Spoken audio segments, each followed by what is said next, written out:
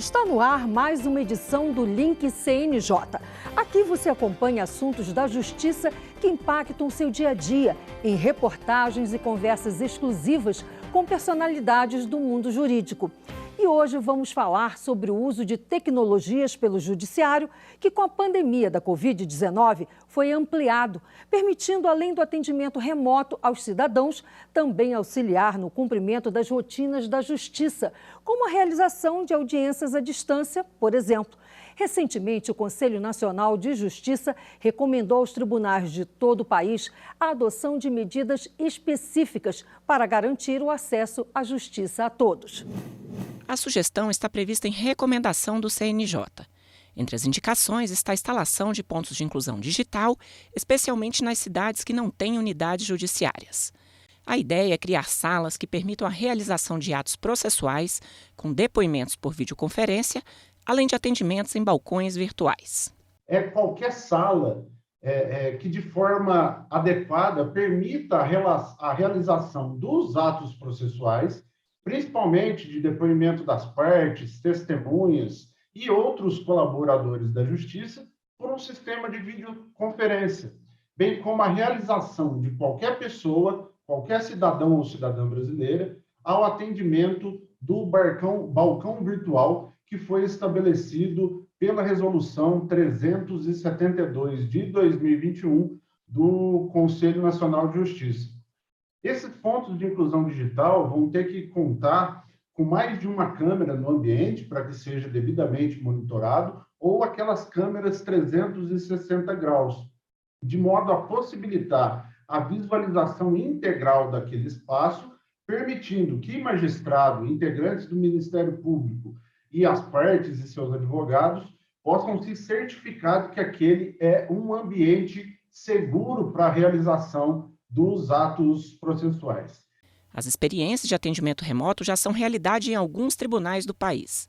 O Tribunal do Estado de Rondônia é um exemplo com 2 fóruns digitais em pleno funcionamento e 7 a serem inaugurados até o próximo ano.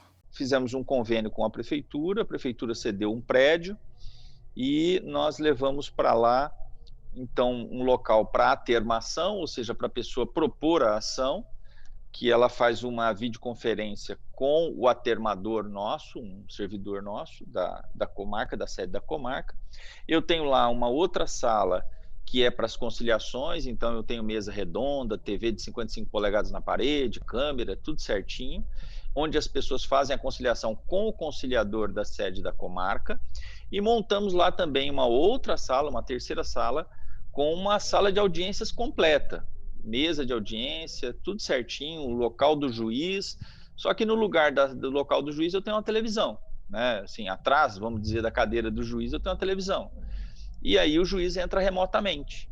Para que isso seja possível, é necessário que os tribunais estabeleçam acordos de cooperação com defensorias, procuradorias e seccionais da Ordem dos Advogados do Brasil, entre outras parcerias. O Conselho Nacional de Justiça, sabendo das dificuldades orçamentárias dos tribunais, recomendou que esses pontos de inclusão digital fossem conseguidos pelo Poder Judiciário através da celebração de acordos de cooperação com o Ministério Público, Defensoria, polícias, a própria Ordem dos Advogados do Brasil e a administração pública, municipal, estadual e federal. A importância dos pontos de inclusão digital é clara, e seu maior objetivo é garantir o acesso à justiça aos excluídos digitais. Nós temos uma grande parcela da população que não tem a autonomia digital que nós, instituição ou pessoas mais letradas, temos. Os fóruns digitais são uma ponte segura para que essas pessoas possam acessar a justiça até que elas tenham a independência digital que é esperada. Para falar sobre o assunto, eu converso agora online com Deise Starling Mota, juíza auxiliar da presidência do CNJ, e ainda com Advardes de Barro Vinhal, presidente da Comissão Especial de Inteligência Artificial da OAB. Doutora Deise, essa recomendação do CNJ é resultado do programa Justiça 4.0. A senhora poderia falar um pouco mais sobre esse programa? Bom, o programa Justiça 4.0, ele traz uma transformação digital no Poder Judiciário, na ideia de que a gente precisa ter uma justiça ainda mais acessível, considerando aí a nossa dimensão continental do país, né, em que a gente não tem unidades da justiça em todos os municípios, em todas as localidades, e que a gente precisa também utilizar todo esse arsenal tecnológico aí que nós temos recebido aí das últimas décadas a favor do jurisdicionado. Então, é um programa que busca ampliar mesmo o acesso à justiça para todos. Certo. Doutora Edvardes, no âmbito da OAB, esse programa, ele tornou a justiça mais célere? Com certeza. Não temos dúvidas dos avanços que o Poder Judiciário proporcionou, tanto para o jurisdicionado, juízes, todos os atores do processo judicial e também, principalmente, para a advocacia. O ganho de tempo, eficácia e efetividade da tramitação das rotinas processuais, do cumprimento da missão do judiciário em si, ele foi sensivelmente melhorado. E isso a advocacia do país inteiro sentiu. Agora, doutora Deise, quais foram as recomendações específicas desse programa? Bom, nós temos agora, muito recente, uma recomendação de inclusão digital, né? Então, assim, a gente fez toda uma transformação, como eu disse, de diversos serviços e soluções para tornar o processo mais efetivo, para facilitar a tramitação desse processo, mas também uma preocupação muito séria com o acesso do jurisdicionado e dos advogados aos serviços digitais que são disponibilizados pelo Poder Judiciário. Então, a gente tem uma recomendação muito recente, que é da inclusão, para incentivar os tribunais, os próprios magistrados, a fazerem parcerias para ter pontos de inclusão digital em localidades em que não tem comarcas, não tem varas da justiça de um dos segmentos. Inclusive, uma recomendação de cooperação entre as justiças, né? Então, assim, não precisa ter um ponto de inclusão de cada um dos segmentos da justiça numa comarca pequena, uma vara, numa cidade pequena, mas que a gente pode trabalhar de forma cooperativa.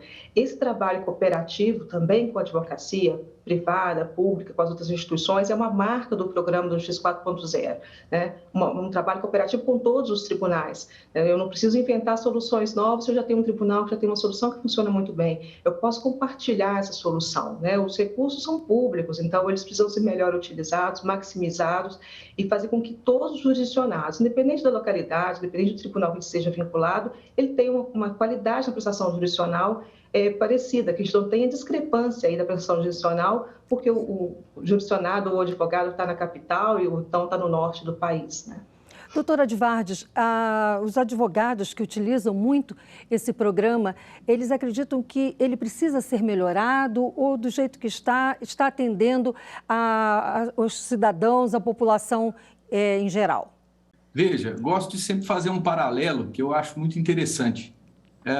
Na época do processo físico, a gente lidava muito com aquela máxima de que o tempo da justiça não é o mesmo tempo nosso. E isso gerava uma certa frustração. O que o Judiciário vem fazendo também em parceria com a OAB no âmbito do Conselho Federal e das seccionais no país, é diminuir justamente o que a doutora Deise bem pontuou, o tempo de resposta entre o acionamento do Poder Judiciário e a resposta para o cidadão do exercício desse poder, que vai causar justamente a pacificação social. Como, por exemplo, essas várias parcerias que são desenvolvidas, a OAB também não está alheia a isso. Tanto que nós temos aqui, e aqui eu trago um caso específico da OAB Seccional Tocantins, o programa OAB 4.0, onde se criou, na sede da seccional, um ambiente totalmente voltado a essa interoperabilidade com o Judiciário 4.0, com salas de audiência, com câmeras bem servidas, com profissionais de TI 24 horas no apoio, salas com púlpitos de sustentações orais por sessões telepresenciais, tudo isso visando essa integração, melhoramento e a facilitação do exercício da advocacia perante o judiciário. No caso dos seus clientes, como o senhor vê que esse programa trouxe para eles de benefícios? Benefícios nós podemos trazer principalmente o benefício da citação virtual. Veja só, mais um parâmetro que gosto muito de utilizar. Se pensássemos em uma citação de, por exemplo, um requerido ou um réu que residisse fora do estado ou da comarca onde se demanda o processo, a gente teria mais ou menos aí, dependendo do local onde se encontrava esse requerido, um tempo médio de 1 ano a 18 meses para que se efetivasse a citação, o ato inicial de um processo. E aí você veja que o judiciário, nessa grande adaptabilidade, nessa grande virada de chave tecnológica, regulamentou a possibilidade de que se possa citar a pessoa e notificá-lo dos vários atos processuais por meio de aplicativo de mensagem, o que é instantâneo. Doutora Deise, a senhora teria um exemplo prático para mostrar as vantagens do Justiça 4.0?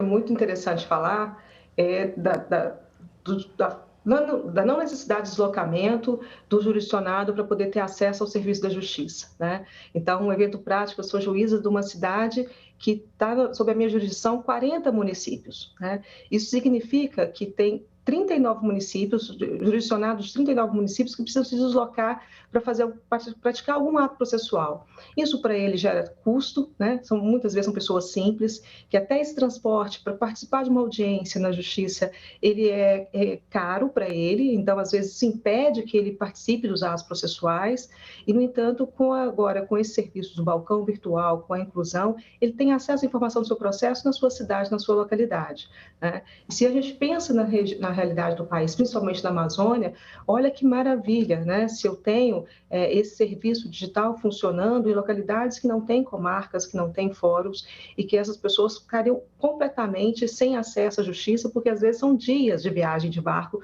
para poder chegar a uma cidade, a uma comarca. Então, acho que esse é um grande benefício com essa transformação digital. Doutora Deise, não deve ter sido muito fácil colocar em prática esse programa Justiça 4.0. Quais os desafios, os maiores desafios que a Justiça teve?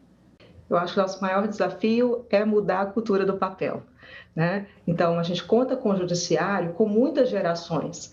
Então, um judiciário que você pega servidores e magistrados que entraram ainda na época da máquina de escrever, né? E de movimentação de processo em fichas, e de repente a gente fala com ele que precisa pensar completamente diferente do que ele pensava, né? Então, assim, essa mudança de cultura, de entender que a gente está num novo momento e que a justiça pode ser efetiva, que a gente não está substituindo juízes e servidores por máquinas, né? Mas assim, utilizando essas tecnologias para fazer aquilo que não precisa do magistrado fazer, não precisa do servidor fazer, e desonerando ele para que ele tenha mais tempo para decisão. Eu acho que essa para a gente foi o grande desafio, que a gente está conseguindo fazer essa virada, dessa mudança de cultura de todo o sistema de justiça, não só dos magistrados e servidores, mas também da advocacia, do Ministério Público, e a gente está avançando bastante. Na avaliação dos senhores, a pergunta é para ambos, esse programa veio para ficar, não há retrocesso? Com certeza ele veio para ficar, né? Se a gente pega até o nome do programa, na verdade, ele acompanha uma evolução da própria sociedade. A gente já falava de sociedade 4.0 e não tinha por que o judiciário ficar para trás, né? Da ideia de que todas as tecnologias elas devem ser utilizadas em benefício da sociedade, né? Para o bem-estar da sociedade.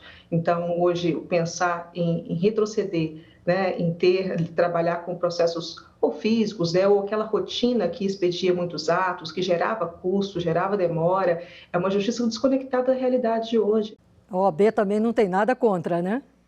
Veja, encaramos essa revolução tecnológica não como uma situação também que suplanta as demais, é mais uma ferramenta, mais uma porta de atuação do Poder Judiciário. Logicamente, todos os magistrados, magistradas do país, eles cumprem muito bem o seu papel de estar ali, presentes, junto com a sociedade, junto com o cidadão, junto com o jurisdicionado.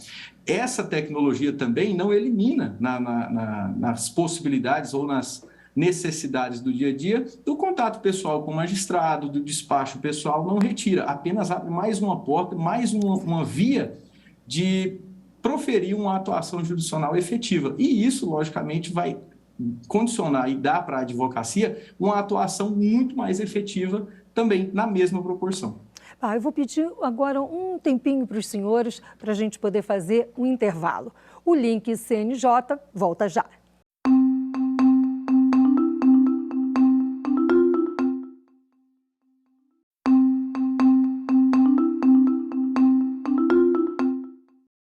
O link CNJ está de volta. Hoje falamos sobre o uso de tecnologias da informação pelo Judiciário. Os nossos convidados são Deise Starling Mota, juíza auxiliar da presidência do CNJ, e Advardes de Barros Vinhal, presidente da Comissão Especial de Inteligência Artificial da OAB. Esses acordos de cooperação vão funcionar como, doutora Deise? Esses acordos de cooperação, eles funcionam, na verdade, para fazer com que a justiça cumpra aquela missão constitucional, né? Não atuamos sozinhos, nós precisamos atuar em parceria com todos os atores do sistema de justiça, e a OAB, por exemplo, é um grande parceiro.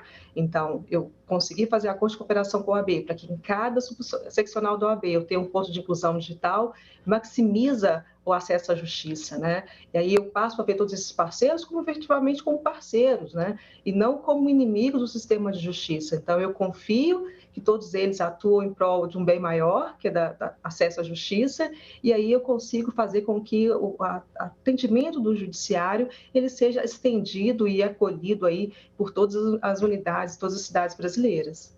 A OAB pretende fazer alguma mudança nesses acordos ou do jeito que está, os senhores consideram que está funcionando, está perfeito? Da forma como está estabelecido hoje, ele se adapta muito bem às nossas realidades de hoje. Logicamente que mudanças ou alguma forma de alteração sempre poderão ocorrer para melhorar, para beneficiar, para ampliar participações, que é o que busca justamente a Ordem dos Advogados do Brasil. Doutora Deise, na reportagem nós citamos uma experiência em Rondônia, mas também tem uma importante em Roraima. A senhora poderia falar sobre ela? Elas serviram para nós como modelo, né, incentivador da recomendação 130, que fala dos pontos de inclusão digital. Nós temos principalmente no norte municípios com grandes extensões, nós temos uma pouca capilaridade da justiça, e aí a solução que foi pensada foi exatamente estabelecer, em parceria com a OAB, com os municípios, pontos de inclusão digital, para permitir que aquela população que não vive próxima a uma comarca, ela tivesse acesso ao serviço de justiça, né?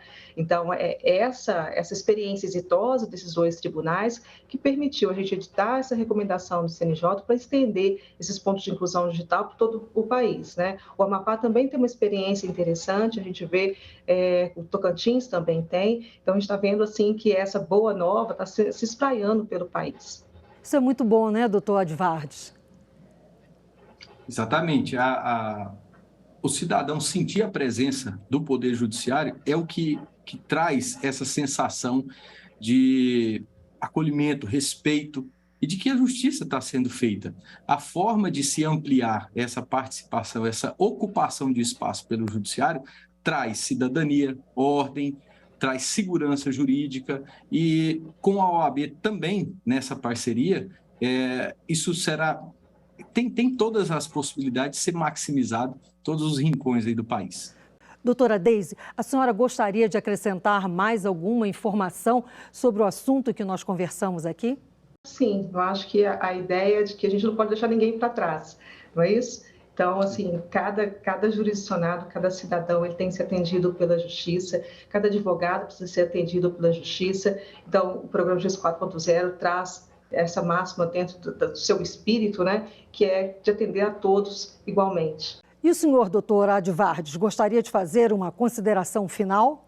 Apenas no sentido de que todos trabalham com o mesmo objetivo: advocacia, judiciário, cidadão, Ministério Público, defensorias públicas, as procuradorias, todos trabalham com um único objetivo, que é a prestação rápida, célere e efetiva da justiça a todos, administrada a todos, sem nenhum tipo de distinção.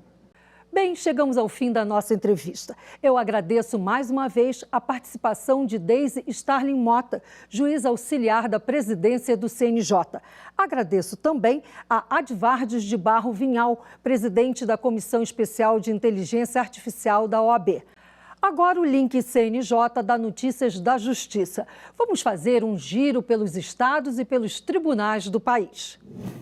Criado pelo desafio de levar os serviços judiciários a todo o estado de maneira permanente, o programa Justiça Cidadã do Tribunal de Justiça de Roraima, que completou 1 ano no último mês, levou postos avançados de atendimento para diversas áreas indígenas. A previsão é que em outubro outros 2 postos sejam inaugurados para atender também comunidades ribeirinhas. A página de jurisprudência do Superior Tribunal de Justiça passou por mudanças que deixaram a navegação mais simples. A alteração mais pedida pelos usuários era a possibilidade de pesquisar pelo número do processo. Agora, para fazer a pesquisa, basta escolher uma das formas de busca, por termo ou número do processo, digitar o critério escolhido e clicar no ícone da lupa, e será aberta a página de resultados com a lista dos acórdãos encontrados pelo sistema. Outra novidade é o acesso rápido ao modo Pesquisa Avançada, que tem um botão localizado abaixo do ícone da lupa. É só preencher os campos específicos e pedir a busca. O Tribunal de Justiça de Santa Catarina acaba de disponibilizar um novo serviço, o Juizado Especial Online. Na ferramenta é possível entrar com uma ação sem sair de casa, permitindo que o cidadão desacompanhado de advogado encaminhe reclamação para os juizados especiais cíveis e fazendário. É hora do CNJ nas redes. Vamos ver algumas das postagens que marcaram a semana nas redes sociais do CNJ. Olá, pessoal! A ferramenta Busca Ativa já está disponível. Ela é um sistema que possibilita o encontro entre pretendentes habilitados e as crianças aptas à adoção que tiverem esgotadas as possibilidades de buscas nacionais e internacionais de famílias compatíveis com o seu perfil no Sistema Nacional de Adoção e Acolhimento. A ferramenta tem a finalidade de aumentar as chances de encontrar uma família para os meninos e meninas que estão em acolhimento. Com a Busca Ativa, os pretendentes poderão visualizar descrições, fotos e vídeos dessas crianças. Saiba mais sobre a ferramenta nas redes do CNJ. Mudando de assunto, você sabia que a realização de laqueadura sem consentimento do marido será possível em breve? A lei que dispensa a necessidade de autorização do cônjuge para que uma pessoa passe pela esterilização voluntária foi sancionada na última semana. Outra novidade é que a idade mínima para a realização da vasectomia ou da laqueadura foi reduzida de 25 para 21 anos, e a nova norma entra em vigor em 180 dias. Veja os posts do tema nas redes do Conselho. E o ranking da Transparência 2022 foi divulgado. Neste ano, 14 tribunais dividem a primeira posição da classificação geral porque cumpriram 100% dos itens exigidos. Essa edição trouxe como novidade a implantação do prêmio por categoria, conforme o segmento de justiça. O ranking estimula os órgãos do Poder Judiciário a disponibilizarem suas informações de forma clara e padronizada à sociedade, tornando mais fácil o acesso aos dados dos conselhos e tribunais, atendendo à Lei de Acesso à Informação. Conheça os tribunais vencedores nas redes do Conselho Nacional de Justiça. Eu fico por aqui, até mais! Vamos ao quadro Uma História. Aquele momento em que um juiz ou uma juíza conta o caso que marcou a carreira dele ou dela. Confira a história de hoje.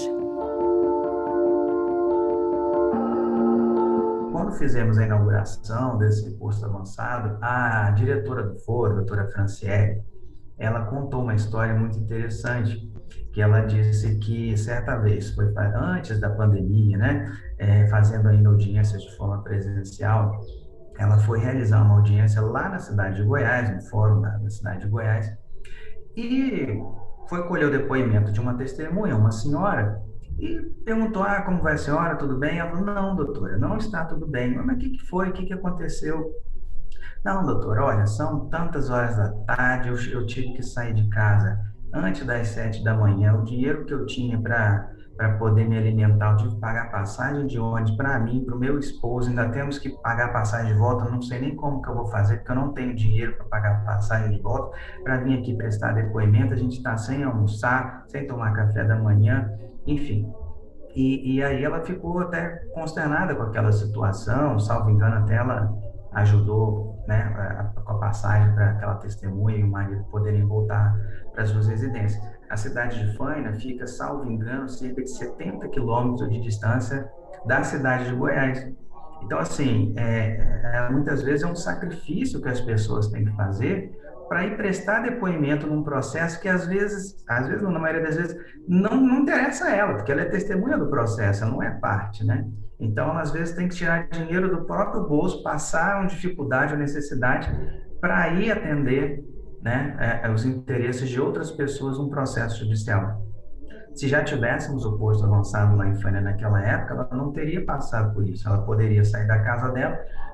Faina é uma cidade muito pequena, então provavelmente ela iria a pé, de bicicleta, enfim, ou de carona, mas facilmente teria acesso ao posto avançado, poderia prestar depoimento ali sem maiores problemas. Fora a questão também da economia de tempo, porque veja, essa senhora e o marido perderam o dia inteiro para ir prestar depoimento na audiência também, quando poderia ter perdido ali talvez uma meia hora para ir ao posto avançado, prestar depoimento e estar liberado, né?